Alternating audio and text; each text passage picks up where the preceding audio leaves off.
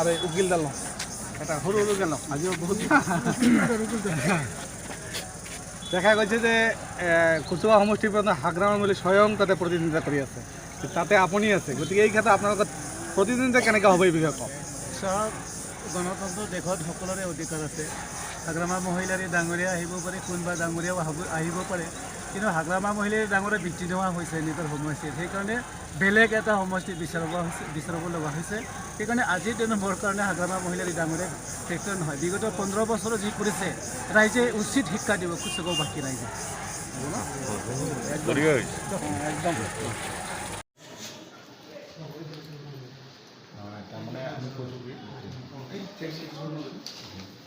এই মতে আমাকে সবাই দিলে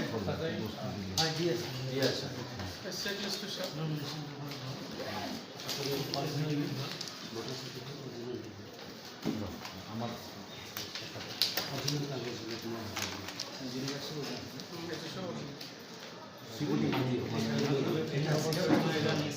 নমিনেশন এপিডিপিটিক্যাল ভোট টু দিয়ে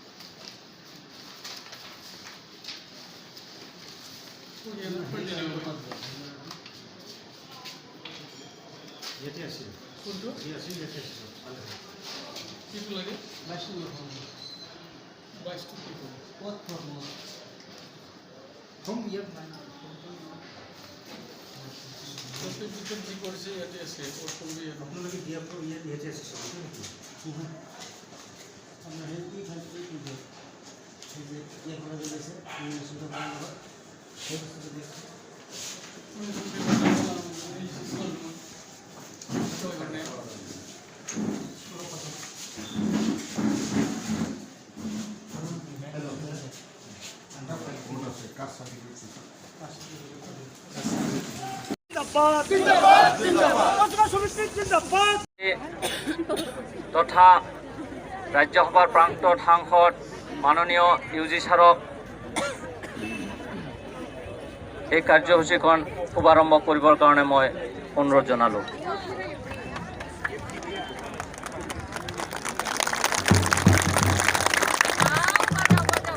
আজি UPPL দলৰ পৰা 4টা সমষ্টিত মনোনয়ন পত্ৰ দাখিল কৰাৰ এই মুহূৰ্তত সমবেত হোৱা শ্ৰদ্ধেয় ৰাইজসকল বিভিন্ন জনগোষ্ঠীৰ পৰা ইয়াত উপস্থিত হোৱা বিশিষ্ট ব্যক্তি জাতি জনগোষ্ঠীৰ নেতৃবৃন্দসকল আৰু আমাৰ মাজতে উপস্থিত আমাৰ মনোনীত প্ৰাৰ্থী চৰাইবিল সমষ্টিৰ প্ৰাৰ্থী শিলা বসুমতাৰী আৰু আমাৰ ততমা সমষ্টিৰ মনোনীত প্ৰাৰ্থী জ্যোতিৰেন্দ্ৰ ব্ৰহ্ম